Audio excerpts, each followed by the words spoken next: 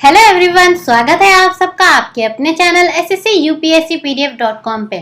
Guys, आज है हमारी क्लास 9 जिसमें हम डिस्कस कर रहे हैं चाइल्ड डेवलपमेंट एंड पेडागोजी से रिलेटेड अपने टॉपिक्स। आज हम बच्चों डिस्कस करेंगे लर्निंग के बारे में कि अधिगम क्या होता है और क्या चीजें होती हैं जो अधिगम पे प्रभाव डालती हैं, यानी वो कौन से फैक्टर्स हैं जिनका बहुत ज्यादा फर्क पड़ता है लर्निंग के ऊपर। अच्छा, जो नए बच्चे हमारे साथ जुड़े हैं मैं उनको बता दूं कि बच्चों ये हमारी 9th क्लास है। इससे पहले की जितनी भी क्लासेस हैं आप जाके उन्हें विजिट कर सकते हैं, लिंक आपको नीचे डिस्क्रिप्शन बॉक्स में मिल जाएगा। प्लस हमारा ये फ्री कोर्स चल रहा है, उससे रिलेटेड जो वीडियो है उसका लिंक भी आपको नीचे डिस्क्रिप्शन बॉक्स में मिल जाएगा, आप वहां से उन्हें जाके विजिट कर सकते हैं। तो चलिए बच्चों, बैक टू द टॉपिक आए तो आज हम डिस्कस करेंगे लर्निंग के बारे में।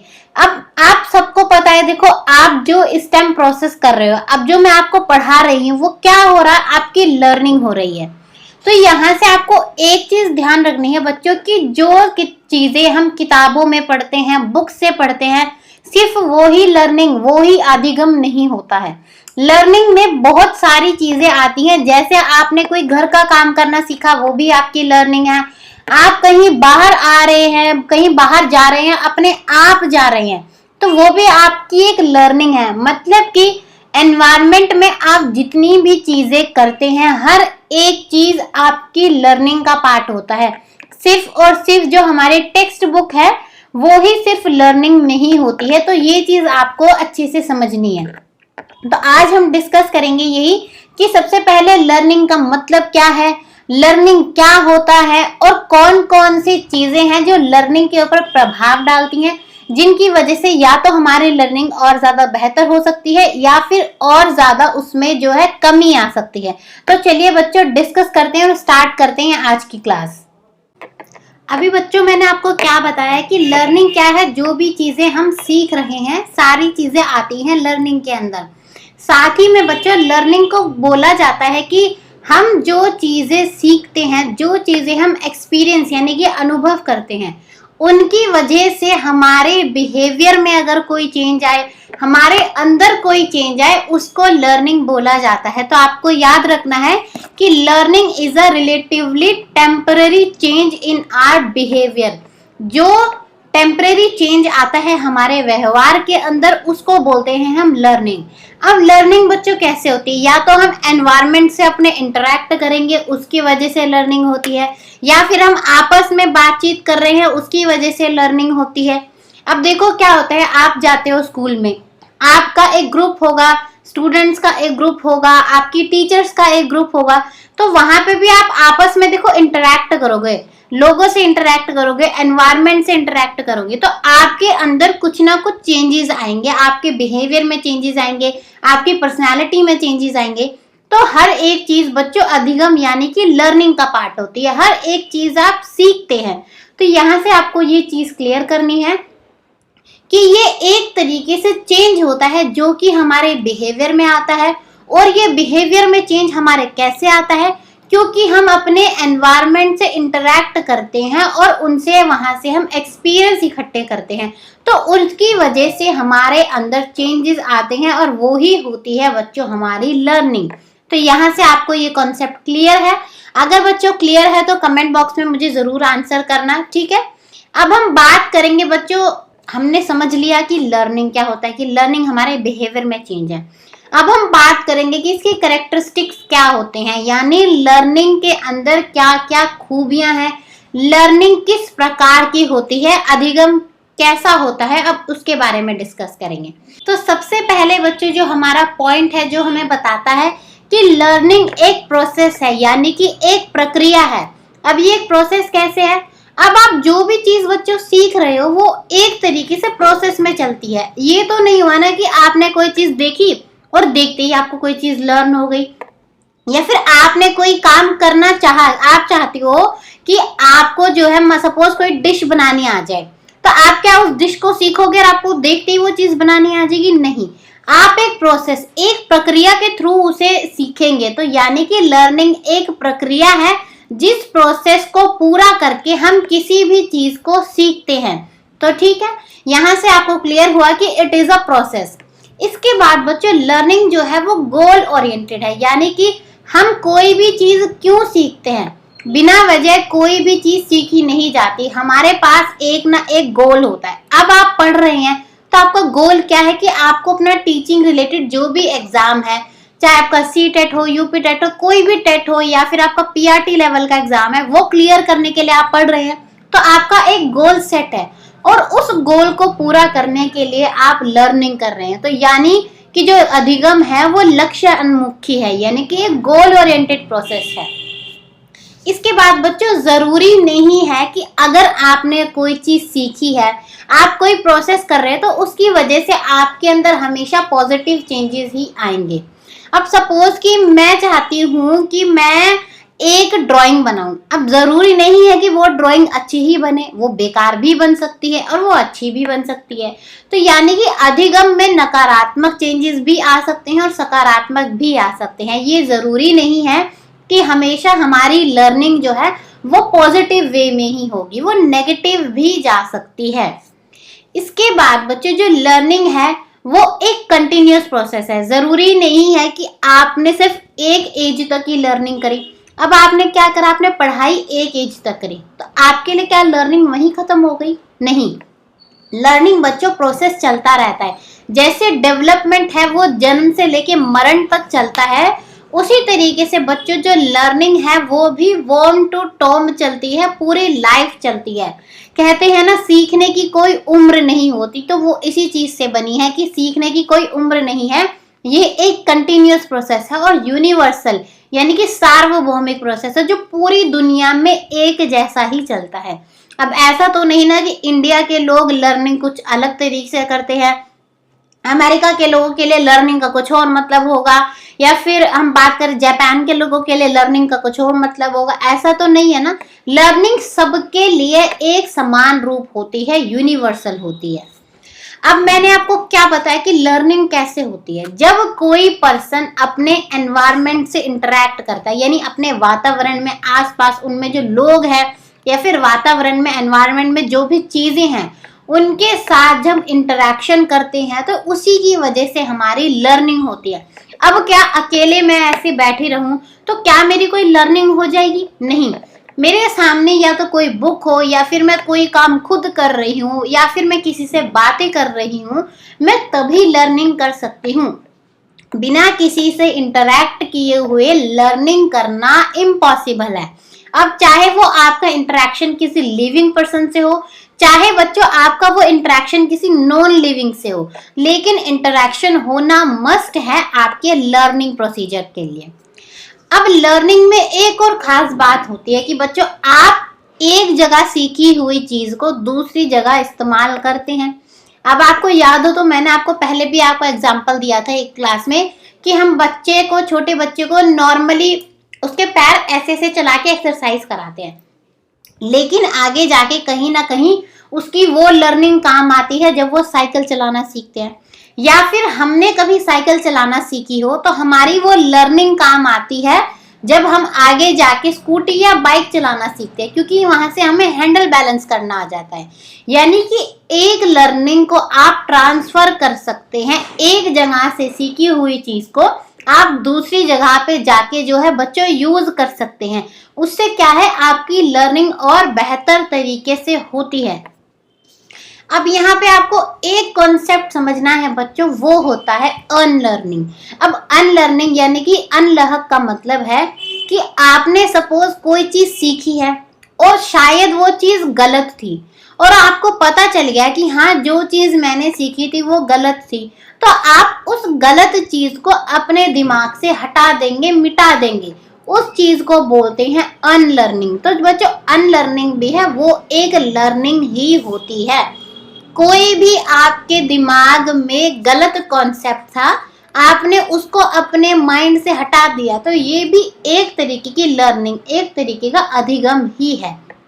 तो आपको ये चीज याद रखनी है, अनलर्निंग को कभी भी आप क्रॉस नहीं कर देंगे कि ये लर्निंग का पार्ट नहीं है। यहाँ पे बच्चों को कंफ्यूजन हो जाती है।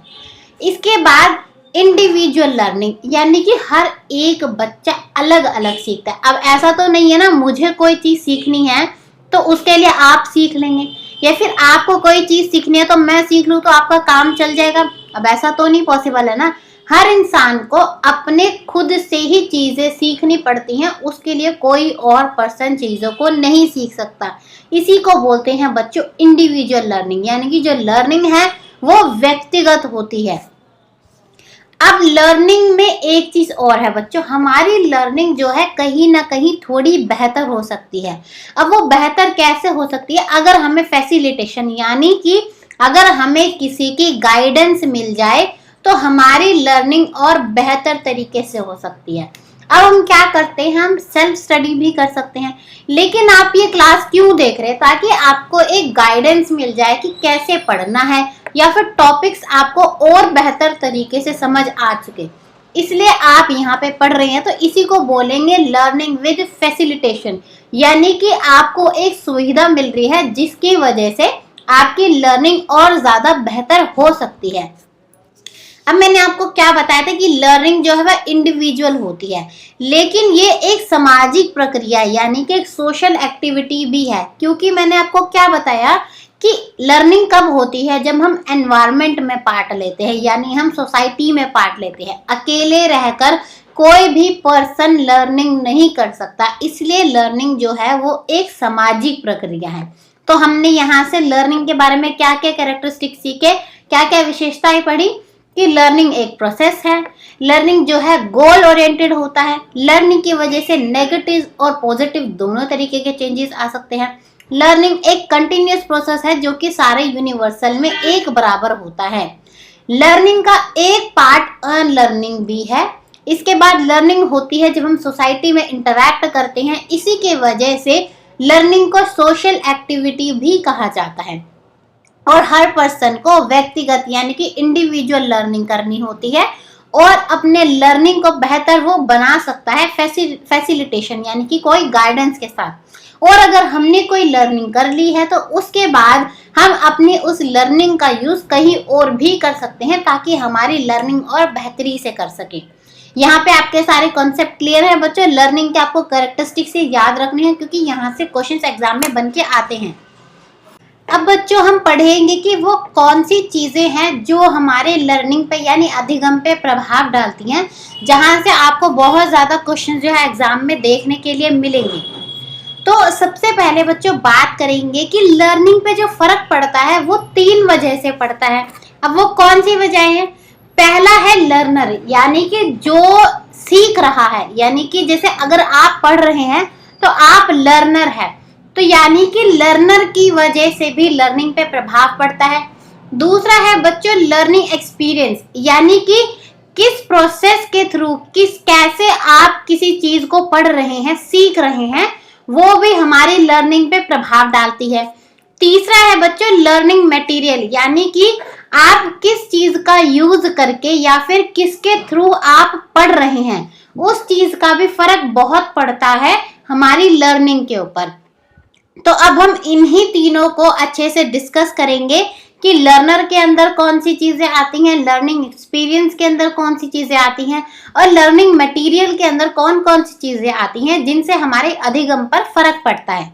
सबसे पहले बच्चों डिस्कस कर रहे हैं हम लर्नर के बारे में कि लर्नर से रिलेटेड कौन कौन सी चीजें हैं जिससे फर्क पड़ता है लर्निंग के ऊपर।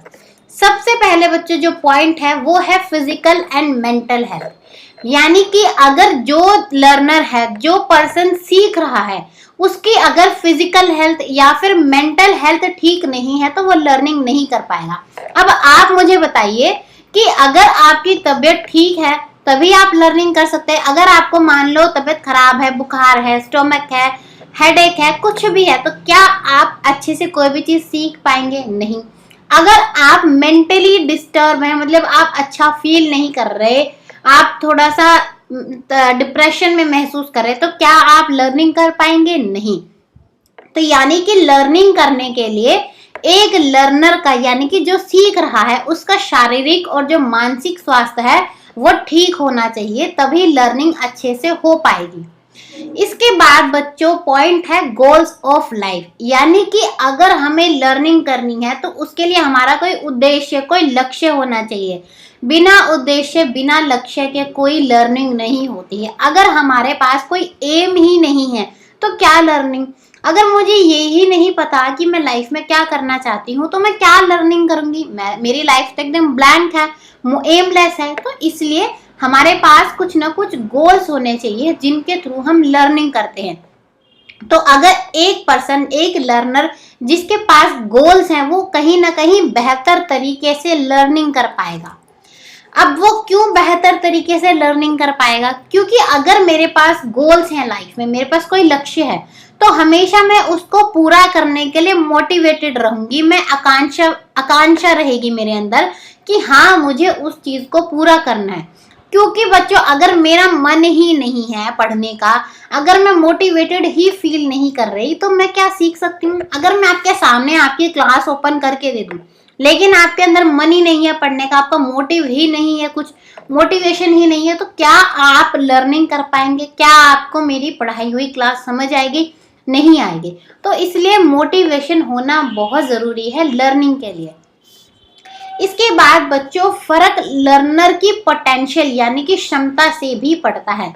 किसी पर्सन की कितनी ज्यादा पोटेंशियल है, कितनी ज्यादा उसमें कैपेबिलिटी है, वो उतनी ही ज्यादा लर्निंग कर सकता है।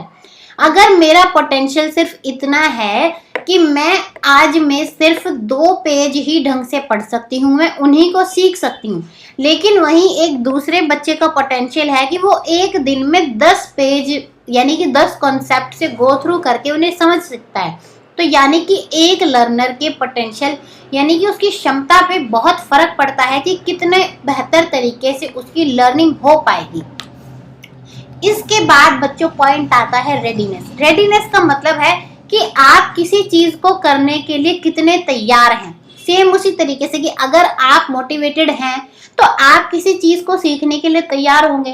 अब जबरदस्ती तो मैं आपको नहीं बिठा सकती ना कि चलो पढ़ो, चलो सीखो, कोई काम सीखो, नहीं। एक लर्नर का पहले रेडी होना बहुत जरूरी है किसी भी चीज को सीखने के लिए। तो उसी को बच्चों बोला जाता है रेडीनेस। ये आपके बच्चों 5 चीजें हैं जिन पर फर्क डालती है लर्निंग पे। यानी कि इनमें से अगर किसी भी चीज में कोई कमी आती है तो कहीं ना कहीं आपकी लर्निंग लैक करेगी।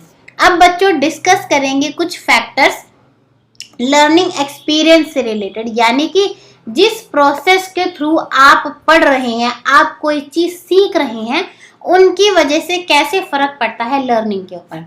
सबसे पहले बच्चों बात करेंगे कि आप जिस तरीके से सीख रहे हैं, यानी कि आप कैसे सीख रहे हैं, उसका नेचर कैसा है। अब नेचर की अगर मैं बात करूं कि आप इनफॉर्मल लर्निंग कर रहे हैं, आप फॉर्मल लर्निंग कर रहे हैं। इनफॉर्मल मतलब कि आप स्कूल से बाहर या फिर अपनी डेली लाइफ में कोई चीज सीख रहे हैं, या फिर आप फॉर्मल, आप जहाँ पे काम करते हैं, या फिर कोई बच्चा जो स्कूल में जाता है अगर वहां से कोई चीज सीख रहा है तो उसे बोलते हैं फॉर्मल लर्निंग। यानी कि बहुत फर्क पड़ता है कि आप एक जगह, बच्चा जो है वो स्कूल में बैठ के कोई चीज सीख रहा है या फिर बाहर कोई चीज सीख रहा है, हर उसमें अंतर होता है। तो नेचर क्या है लर्निंग का, लर्निंग एक्सपीरियंस का, उसका बहुत फर्क पड़ता है कि किस तरीके से बच्चे की लर्निंग होगी। अब दूसरा है कि एक टीचर बच्चों क्या मेथड यूज कर रही है पढ़ाने के लिए। अब कोई टीचर जो है एक्सपेरिमेंट मेथड यूज करेगी, कोई टीचर डिस्कवरी मेथड यूज करेगी, कोई टीचर बस लेक्चर मेथड यूज कर लेगी। तो मेथड आप कौन सा यूज कर रहे हैं उसका बहुत फर्क पड़ता है कि कोई बच्चा कितने बेहतर तरीके से किसी चीज को सीखेगा। इसके बाद बच्चों ये भी फर्क डालती है कि जब टीचर पढ़ा रही है, जैसे कि मैं अगर आपको पढ़ा रही हूँ तो मैं क्या करती हूँ, मैं बोलती हूँ अच्छा याद हो तो हमने लास्ट क्लास में पढ़ा था इसके बारे में। तो मैं क्या कर रही हूँ, अभी का जो कॉन्सेप्ट है आपका, उसको आपकी पास्ट नॉलेज से रिलेट कर रही हूँ। तो एज अ टीचर आपको भी हमेशा ये करना है कि बच्चों का आप जो कॉन्सेप्ट सिखा रहे हैं, अगर आप उसको उसकी पास्ट नॉलेज से रिलेट करेंगे तो वो उस कॉन्सेप्ट को ज्यादा बेहतर तरीके से समझ सकेगा। तो इसलिए पास्ट और प्रेजेंट नॉलेज को अगर लिंक करें तो उससे और बच्चे की बेहतर लर्निंग हो पाती है। इसके बाद बच्चों अगर आपने मान लो कोई चीज सीख ली, मैंने आपको पढ़ा दिया, लेकिन अगर आप इसकी प्रैक्टिस ना करो तो क्या आपको हमेशा ये चीजें याद रहेंगी? क्या आपके माइंड में हमेशा ये फीड रहेंगी? नहीं रहेंगी। इसलिए प्रैक्टिस करना बहुत जरूरी है। अगर हम प्रैक्टिस करते रहे तो हमारी लर्निंग जो है वो बेहतर तरीके से हो पाती है और हमारे माइंड में ज्यादा टाइम तक फीड रह पाती है। अब इसके बाद बच्चों क्या है पॉइंट कि अगर हम बच्चों को कोई चीज स्कूल में सिखा रहे हैं तो हमें एक्टिविटीज प्लान करनी चाहिए जिसमें बच्चे की मैक्सिमम सेंसेस यूज हो। यानी कि ये नहीं कि हम बोले जा रहे हैं और बच्चा सिर्फ सुने जा रहा है, ऐसा नहीं होना चाहिए। बच्चा उसमें कुछ बोले, बच्चा सुन भी रहा है, बच्चा आके खुद एक्टिविटी भी अपने हाथों से कर रहा है। यानी हम उसके जितने ज्यादा सेंसेस को यूज करवाएंगे उसको उतना ही ज्यादा मजा आएगा कोई भी चीज सीखने में और उतनी ही ज्यादा अच्छे तरीके से उसकी लर्निंग हो पाएगी। अब इसके बाद अभी मैंने आपको ट्रांसफर ऑफ लर्निंग का कॉन्सेप्ट समझाया था कि अगर हम एक जगह की लर्निंग को, एक जगह से सीखी हुई चीज को कहीं और जगह में यूज करें तो इससे भी बच्चे की लर्निंग बेहतर हो पाती है। इस पॉइंट को ज्यादा मुझे एक्सप्लेन करने की जरूरत नहीं है क्योंकि मैं आपको पहले 2 बार इस चीज को समझा चुकी हूँ। इसके बाद लर्निंग और कैसे बेहतर होती है, अगर किसी भी बच्चे ने जो है 10 आउट ऑफ 10 स्कोर किए तो उसको मैं 5 स्टार्स दूंगी या फिर मैं उसको एक सर्टिफिकेट दूंगी, मैं उसको ट्रॉफी दूंगी या फिर स्कूल घर में बोला जाए कि अगर तुम्हारा रिजल्ट अच्छा है तो मैं तुम्हें साइकिल दिलाऊंगा। तो बच्चे को अगर हम कोई भी रिवॉर्ड दे बदले में तो वो जो है ज्यादा मोटिवेटेड फील करेगा, उसके अंदर मोटिवेशन आएगी लर्निंग करने के लिए। तो इसलिए अगर रिवॉर्ड बच्चों को बदले में दिया जाए तो बच्चे कहीं ना कहीं और बेहतर तरीके से चीज़ों को सीखते हैं। ये फैक्टर्स थे बच्चों जो कि लर्निंग एक्सपीरियंस की वजह से फर्क डालते हैं लर्निंग के ऊपर। अब हमने लर्नर का भी डिस्कस कर लिया, हमने लर्निंग एक्सपीरियंस का भी डिस्कस कर लिया। अब हम डिस्कस करेंगे लर्निंग मटेरियल, यानी कि बच्चा किस चीज से पढ़ रहा है या फिर यानी कि जो उस चीज को बच्चे को पढ़ा रहे हैं यानी कि टीचर्स। अब हम बात करेंगे कि टीचर्स और जो चीजें हम जिन चीजों का यूज करके उन्हें पढ़ा रहे हैं उनसे क्या फर्क पड़ता है बच्चे की लर्निंग के ऊपर। अब सबसे पहले जो बच्चों पॉइंट है वो कि हम जो चीज बच्चे को पढ़ा रहे हैं क्या वो उसके लेवल के अनुसार है। ऐसा तो नहीं ना कि हम 6th क्लास के बच्चे को 8th क्लास का कॉन्सेप्ट समझाने की कोशिश कर रहे हैं। अब ये तो नहीं हो पाए ना, क्योंकि हर एक बच्चे का जो मेंटल लेवल है वो एज बाय एज डेवलप हो रहा है। तो अगर किसी भी चीज का लेवल बहुत डिफिकल्ट होएगा जो हम उसे पढ़ा रहे हैं तो उस बच्चे को उसको समझने में कहीं ना कहीं कठिनाई आएगी और उसकी लर्निंग कहीं ना कहीं लैक करेगी। तो हमें बच्चों को उनके लेवल के अनुसार ही पढ़ाना चाहिए। इसके बाद अगर हम पढ़ा रहे हैं तो हमें हमेशा TLM यूज करने चाहिए। TLM होता है बच्चों टीचिंग लर्निंग मटेरियल, यानी कि शिक्षण अधिगम सामग्री। अब TLM क्या होते हैं, जब हम किसी भी चीज को कॉन्सेप्ट को एक्सप्लेन कर रहे हैं तो साथ में अगर हम कोई मॉडल यूज करें या फिर कोई एक्टिविटी हम करके दिखाएं जो हम घर से प्रिपेयर करके लाए हैं तो उसको बच्चों बोला जाता है TLM। अब जो TLM है वो बहुत इंपॉर्टेंट रोल प्ले करती है टीचिंग में, क्योंकि बच्चे जो हैं और बेहतर तरीके से किसी भी चीज को सीखते हैं। तो आपको एग्जाम में अगर कहीं भी मिले TLM देखने के लिए कि कौन सा ऑप्शन बेस्ट होगा, जब आप टीचर के नाते आप बच्चों को पढ़ाएंगे तो बच्चों TLM उसका आंसर होगा कि TLM मस्ट है। आप भी आगे जाके जब भावी टीचर बनेंगे तो आपको अपनी क्लास में TLM जरूर बनाने हैं ताकि बच्चों को बहुत ज़्यादा इंटरेस्ट आए आपसे पढ़ने में। इसके बाद हमें जो है बच्चों को एक प्रॉपर एनवायरनमेंट प्रोवाइड करना है ताकि वो पढ़ सके। अब प्रॉपर एनवायरनमेंट यानी कि जहाँ हम पढ़ा रहे हैं वहाँ बच्चे को कोई भी डिस्ट्रैक्शन ना हो, क्योंकि डिस्ट्रैक्शन होगी तो पढ़ नहीं पाएगा। इसके बाद प्रॉपर सीटिंग अरेंजमेंट भी होना चाहिए, क्योंकि अगर बच्चे ढंग से बैठ ही नहीं पा रहे, ढंग से उनको जो है कंफर्टेबल ही नहीं है तो कहीं ना कहीं वो सीख नहीं पाएंगे। उनको प्रॉपर सारी फैसिलिटी देनी है। स्कूल में सैनिटेशन फैसिलिटी बराबर होनी चाहिए, ड्रिंकिंग की पानी की फैसिलिटी बराबर होनी चाहिए, यानी कि हमारा आसपास का वातावरण बिल्कुल परफेक्ट होना चाहिए ताकि बच्चे को कोई भी दिक्कत ना आए लर्निंग करने के लिए। तो आपको ये चीज़ें भी याद रखनी है कि seating facility, sanitation facility, distraction, ये सारी चीज़ें भी आती हैं जिसकी वजह से किसी बच्चे के लर्निंग पे यानी कि अधिगम पे प्रभाव पड़ता है। इसके बाद बच्चों ये चीज़ें तो आई कि हम जो पढ़ा रहे हैं जिसके थ्रू पढ़ा रहे हैं, लेकिन पढ़ाएगा कौन? पढ़ाएंगे तो आप। अगर आपको ही कोई कॉन्सेप्ट जो पढ़ाना है, अगर आपको ही वो क्लियर नहीं हो, तो क्या आप उस कॉन्सेप्ट को बच्चे को पढ़ा पाएंगे? नहीं। अगर मैं आपको आज का टॉपिक पढ़ा रही हूँ और अगर मुझे ही मेरा ये कॉन्सेप्ट नहीं आता ढंग से, मुझे ही इसके पॉइंट्स क्लियर नहीं है, तो मैं आपको ढंग से नहीं समझा पाऊंगी। इसी को बच्चों बोला जाता है मास्टरी ओवर सब्जेक्ट, यानी कि जो टीचर पढ़ा रहा है उसको अपने सब्जेक्ट मैटर पे महारत होनी चाहिए, यानी कि मास्टरी होनी चाहिए, ताकि वो बच्चे को बहुत बेहतर तरीके से समझा सके। क्योंकि अगर मैं ही आपको सिखाने में सक्षम नहीं हूं तो क्या आप मुझसे सीख पाएंगे? नहीं बच्चों, नहीं सीख पाएंगे। तो इसलिए आपको एज अ टीचर आपके कॉन्सेप्ट के ऊपर मास्टरी होनी चाहिए। अब मैंने आपको आज जितने भी चीज़ें सिखाई बच्चों, आपको कहीं ना कहीं किसी न किसी फॉर्म में वो क्वेश्चन एग्जाम में ज़रूर देखने को मिलेगा, क्योंकि ये बहुत इंपॉर्टेंट टॉपिक है। क्योंकि बच्चों को पढ़ाने जाएंगे स्कूल में तो बच्चों की लर्निंग से रिलेटेड आपको बहुत सारे क्वेश्चन एग्जाम में पूछे जाते हैं। अच्छा बच्चों, आज हम जो है कोई भी क्वेश्चन डिस्कस नहीं करेंगे, क्योंकि लर्निंग का अभी और भी चीज़ें हैं जो हमें सीखनी है, फिर हम साथ में ही लर्निंग के क्वेश्चन को एक साथ डिस्कस कर लेंगे। तो चलिए बच्चों, अगर आपको आज की क्लास पसंद आई हो तो ज़रूर लाइक करना, अगर अच्छी लगी है तो कमेंट बॉक्स में ज़रूर आंसर करना कि हाँ मैम हमें अच्छी लगी है क्लास, और ज़्यादा से ज़्यादा वीडियो को शेयर करें ताकि हमें पता चले कि और बच्चों तक ये डाटा पहुंच रहा है। अच्छा चलो, मैं आपसे 2-3 क्वेश्चन पूछ ही लेती हूँ, क्योंकि मतलब मेरा मन नहीं मान रहा कि मतलब मैं आपसे कुछ पूछूँ ना। अब अच्छा लगता है कि जब हम क्वेश्चन पूछते हैं तो आप आंसर करें, तो हमें पता चलता है कि हाँ आपको कोई चीज़ क्लियर हुई है। तो चलो मैं अपनी तरफ से आपसे कुछ क्वेश्चन पूछ लेती हूँ, आपको उसका आंसर मुझे कमेंट बॉक्स में करना है, ठीक है।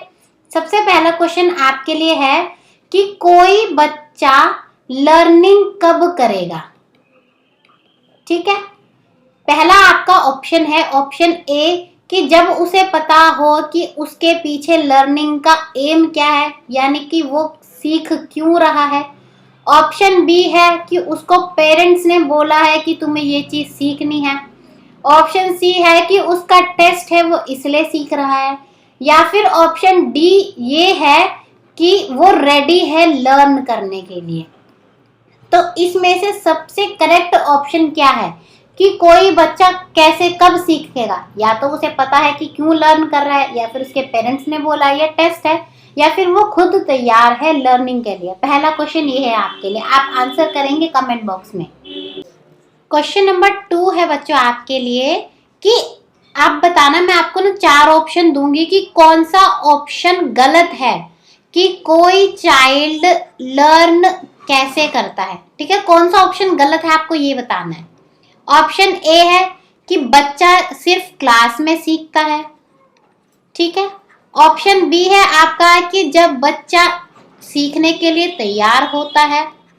ऑप्शन सी है कि बच्चा जब मोटिवेटेड होता है किसी चीज को सीखने के लिए तब सीखता है। या ऑप्शन डी है आपका जब टीचर बहुत सारे अलग अलग मतलब TLMs का यूज करे बच्चा तब सीखता है। तो आपका सही आंसर आपको मुझे बताना है कि इनमें से कौन सा ऑप्शन गलत है कि बच्चा उस तरीके से सीखता है। तो क्वेश्चन 2 आपके लिए ये है। क्वेश्चन 3 है बच्चों कि आपको बताना है कि कौन सा लर्निंग का फैक्टर नहीं है। ठीक है, मैं आपको 4 ऑप्शन दूंगी और आपको बताना है कि कौन सा लर्निंग का फैक्टर नहीं है। सबसे पहला सोसाइटी।